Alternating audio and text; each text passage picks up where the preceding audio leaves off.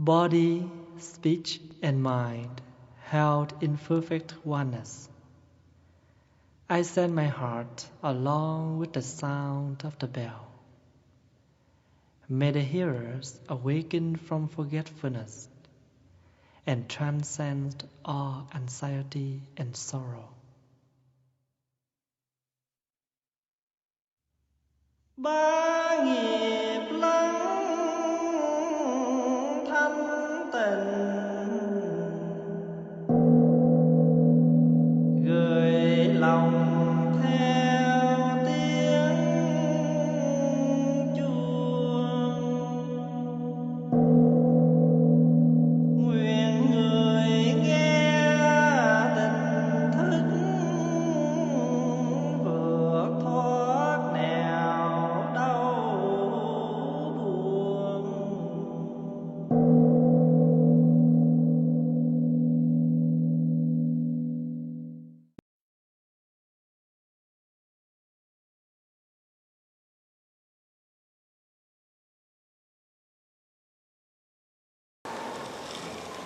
Good morning, my brothers, sisters, and friends. Welcome to our weekly Sunday service. Today is Sunday, December 11th, 2016. How are you this morning? It's cold, but we are very warm with your presence.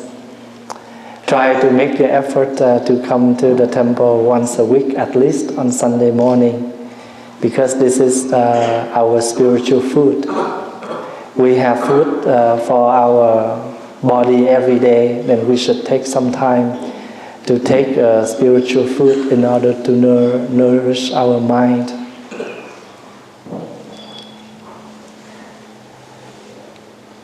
One day the Buddha gave us a very beautiful story. There was a young man who came to visit his friend. And after a talk, they sit together and have lunch together.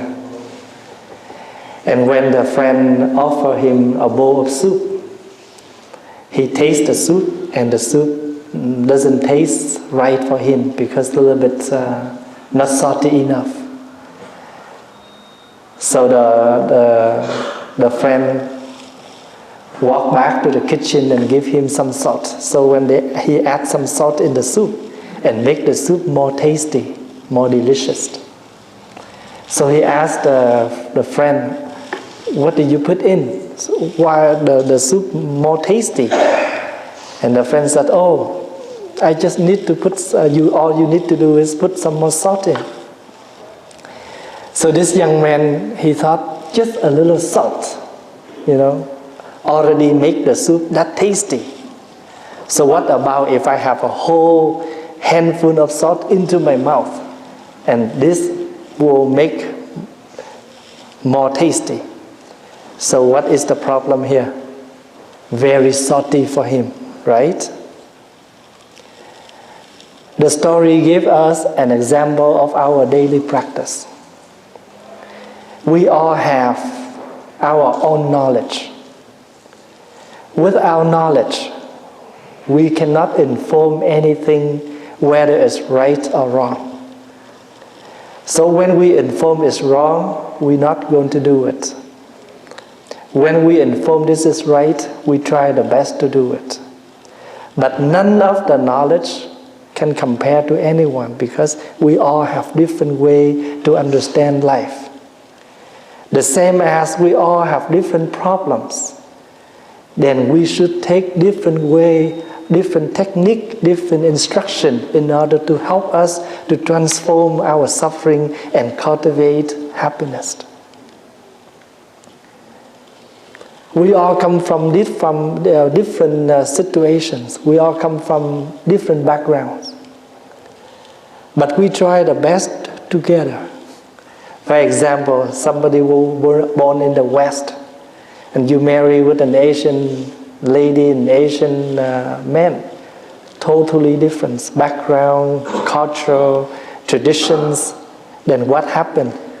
We try to adapt, we try to learn from each other.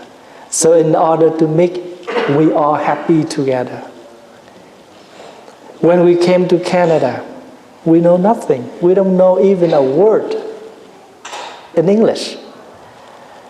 Then we go to work, we try to learn English, we try to adapt ourselves.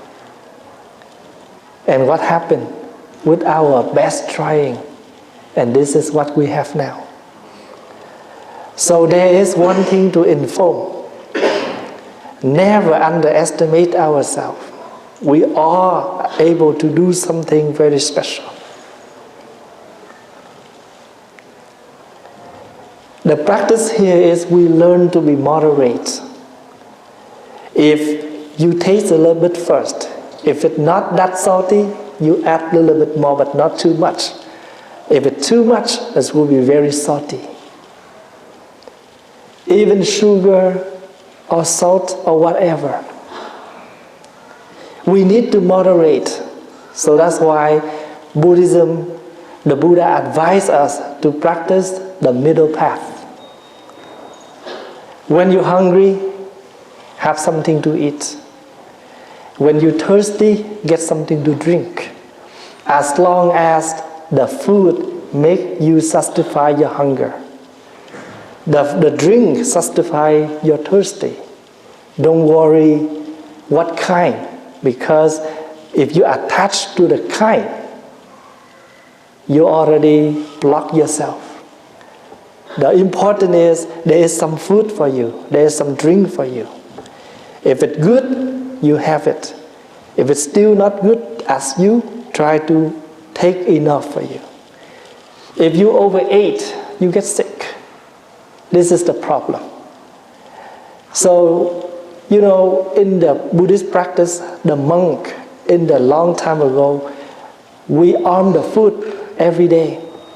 So every morning, each of the monk, we will have an arming bowl.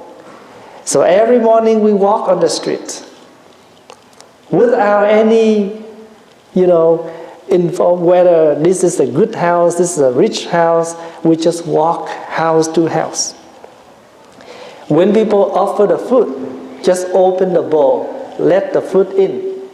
When it's full, you go back to your temple and you share. You cannot finish that big bowl. So you share half to the one who stay in the temple. And then the next day, you stay home, the other one arming the food. So that's why the reason why the arming bowl of the monk quite big, because each bowl share for two people. I used to remind all the young friends, it's all right for you to play game. We know you need some time to relax. We know you need some time to entertainment. But you have to know how much time you have each night. Do your homework first, and then if you have a little bit extra time, you can play your game.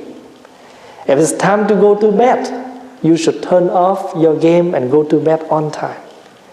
If you go to bed on time, you wake up on time. If you wake up on time, you can go to school on time. If you sleep enough hours, you don't sleep in your class. So one thing you do right, the whole things you have right after that. So one thing you do wrong, everything will be turned upside down. Is that true? You can take time and you reflect that. You don't have to trust me right away. Because in Buddhism, there are 3 ways for you to practice. First, you need to learn. Secondly, you think about that. Thirdly, you do it. You don't have to trust me right away. Because believe someone right away is not necessary, because the Buddha always advises us use our wisdom, insight in order before we practice. So we need to learn, and we need to think carefully what we learn, how to do it. Let's say you learn to make pizza. And then that is the ingredient, how much tomato sauce, how much cheese. But if you like more cheese, you can add in. If you don't like that much cheese, you can reduce. Not problem. As long as that pizza appropriate and fit for what you need. So if you go to bed on time, everything else will be better. Let's say your mom asks you, put your shoes on the shelf after you walk home from school. Hang up your coat. Only 2 simple things you do. Then you will make a whole family happy. Your mom home, she see your coat hang on, your shoes on the rack. What's wrong? She is not crazy, she yell at you for nothing. You don't do your shoes, you don't do your jacket, you throw your backpack, you throw your toys, and later on, a big mess. So one small, tiny mess you clean up, you don't have a big mess. When you do math, if you add one number wrong, your whole result will be wrong. So when you have an X on your homework, you can go back and read back all the problem. What is the key there? Why you have the whole thing wrong? You realize, you found out, just because you add it wrong or you subtract it wrong. So one thing right, everything else will be right. One thing wrong, everything will be wrong. If you have the right view, of course you will think right. You see right, you think right, you say it, you talk about it right. You do it right, and the result will be right. Moderation. So that's why every day when we have meal in the temple, and we do encourage everyone to learn the 5 contemplations before you eat. And the 3rd contemplation, we should remember, memorize it. May we recognize and transform our unskilled state of mind, especially our greed, and learn to eat with moderation. Now I can tell you, you can practice Buddhism right in your daily life. You go to the buffet restaurants, you pay for that. And you know, when you have a buffet, then you don't have to worry how much you can take. You can eat whatever you need. But what happens if you take too much? You waste the food, you pay extra. This is the rule, this is the law. It's all right for you to take as much as you need. So, what we do now, when you first roll, when you start your plate, make sure don't take too much. Little bit each. To try a little bit first. If you like it, you can come back, no problem. Why we need to take so much of the food that we never know the taste, and then it's so gross, we throw it away. Waste. And then slowly you train yourself become greedy in such a way, in that way, but you never know. You slowly train yourself become a greedy, but you don't know about that. So sometimes things we do, very negative, very bad, daily, now become a negative habit, we never know. For example, you're easy to get mad, you're easy to get upset. You have a hot temper, you yell all the time. And every time you yell, people, run around and do something for you. And you think you are a hero. This is your great weapon. But actually, that is a negative habit. Maybe your mom please you, your dad please you, your family please you. But when you grow up, you socialize with others, they don't please you that way. So when you're young, you should train your positive habit more than a negative habit. Not only for young people, even us, the adults. If anything we do regularly, we will become a negative habit. And that habit will isolate ourselves. We have no friends.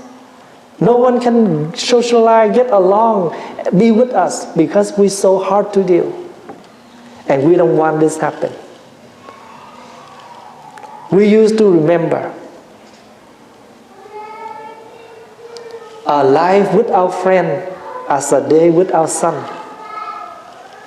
Even today is very cold outside, but you feel great because we have the sunshine. You feel not that cold because of the sunshine. But if we have no sunshine, what happened?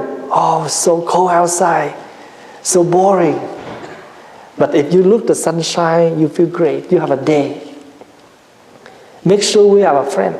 But the Buddha gave us many types of friends that we should remember. So we will take time and talk about friends later on. The more you move into the Buddha's teaching, the more you find it so interesting, so many things taught by the Buddha and related to our daily life. And one of my example is, there is nothing wrong for us to have a cell phone, right? We all need a cell phone. But we know that if we come to this meditation hall, this Buddha hall, it's time for our prayer, for our worship, we should turn the phone off. There is nothing wrong for 1 or 2 hours we off the phone. Why we should not off the phone? If you go to some government offices, they request you to turn off the phone, and if you forgot, they yell at you. So we should remember that if we take time to come for the Sunday service, we already make the commitment. We come here for the service, the spiritual practice, then turn off the phone. 30 years ago, we have no phone. We still alive peacefully. And how come we have no peace without a phone for 2 hours? So if you have the habit that you bring the phone and you leave it under your pillow, every time when you wake up, you press on to see who sent you a message, and you know that you are addicted. And that is not a good habit, because you sleep with electric. It's not good for your brain. It's not good for your blood circulation. When you sleep, you should away from all the electric things, like laptop, like desktop, like cell phone, like iPad. It's not good for you to contact with electric, because they will damage your health slowly. You don't see it.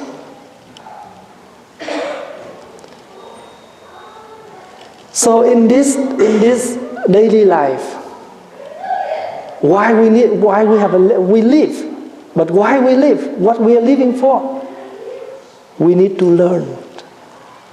Without learning, we cannot live happy. We still live, but no happy at all. With your learning, you have a happy living. So how come I still happy with my just water, but you also have water, but you don't happy? Just because you don't train yourself to adapt with any situation.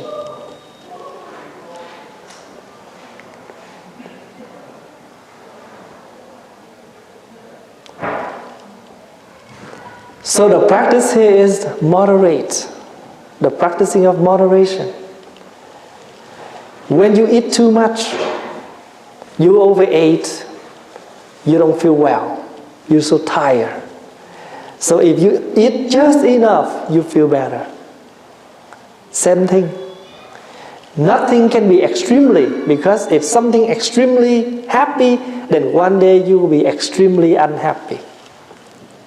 So that's why when the Buddha, somebody blaming him on the street, and he just keep quiet and he continue his walk to another block, somebody praising him, he still keep normal. So when he go back to the temple, his disciple asked, Buddha, this morning when you walk to that area, people praising you, you don't say anything, but when people blaming you, you still don't say anything. Why is that happen? The Buddha asked, if somebody blaming you is not correct, are you going to sad with those kind of blaming? No. Because it's not true, it's not who you are, then why you should unhappy? And if the praising is yes, then don't train yourself into extremely, because today they praising you, then they can blaming you later. So there is nothing for you to be extremely happy or unhappy. Just keep yourself normal. So you can see that any kind of drink are made by clear water. Clear water is the base. So the natural, keep your mind in normal, in neutral is the best. That's why on the forehead of the Buddha, you used to see a dot right in his forehead. Not on the left side, not on the right side, just right in the center. It symbolizes for middle path. It symbolizes for moderation yourself. For example, on a Sunday, we offer you free vegetarian food, and it's a lot of work. The lady downstairs, they have to cook a night before, like yesterday night. And then they also come to the temple early morning to prepare for today's lunch. And they give us just a small portion. After you finish the first bowl, that's the first plate, you want more, you're welcome to take another plate. But once you take another plate, make sure you try to finish the food. Or you can share with someone, but do not waste. And if you waste the food like that, there's nothing wrong, nobody will say anything. But you slowly train yourself, become the habit of, always leave food back every meal you have. So if you sleep late, you will train yourself, become the habit of sleep late. If you wake up late, you're also training yourself, wake up late. And when you wake up late, you're late for your bus, you're late for your school, and what is the result? You have detention, you lose your mark, a lot of problems after that. So keep in mind the story about the salt. The little salt add in can make the soup better, but do not misunderstanding. A whole handful of salt into your mouth can make it tasty. It's only salty. Do you remember the story? So I hope that you take the story, keep it in your heart, and try to learn the practicing of moderation. Moderation.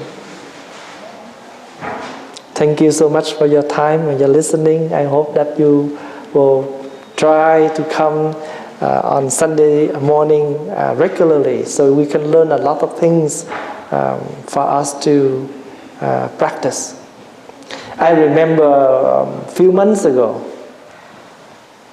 I met a group of young people downstairs while we give the talk, and they're not really attend. And I give them I asked them a question. I asked, let's say if you go to school and you don't go to class, you just get your friends and sit in the corner and talk all day, and you learn something. They say no. I said same thing. If you try to take your time and come to sit in this Buddha hall, even 30 minutes or 20 minutes of the talk, you won't understand all, but at least you get some point. Remember, one drop of water into this cup, a month later you will have a full cup. Just one single drop. So one single good thing you do every day, you will add up a major good thing. But if a tiny evil, tiny bad thing, you still do it every day, you will add up with a major evil. So, tiny good thing you do, you add up with good thing. Tiny bad thing you do, you also add up with that. So, a tiny negative habit, you train yourself regularly, it becomes your habit. Once it becomes your habit, in Buddhism we call karma. Karma is the Buddhist term. Vietnamese we call nghiệp. Karma is not somebody can give it to you, but you train yourself to become positive karma or negative karma. Depends on how much understand you can understand and how much you can do for yourself. The Buddha cannot take out negative from you, cannot install positive in us. We have to try the best to do it. Reading the prescription is never get treated unless we take the medication. Only medication can help us to overcome our sickness. Understanding the teachings is not enough. We need to practice the teachings. So why are we doing chanting every week? Are we chanting or we read so the Buddha can hear our voices? No.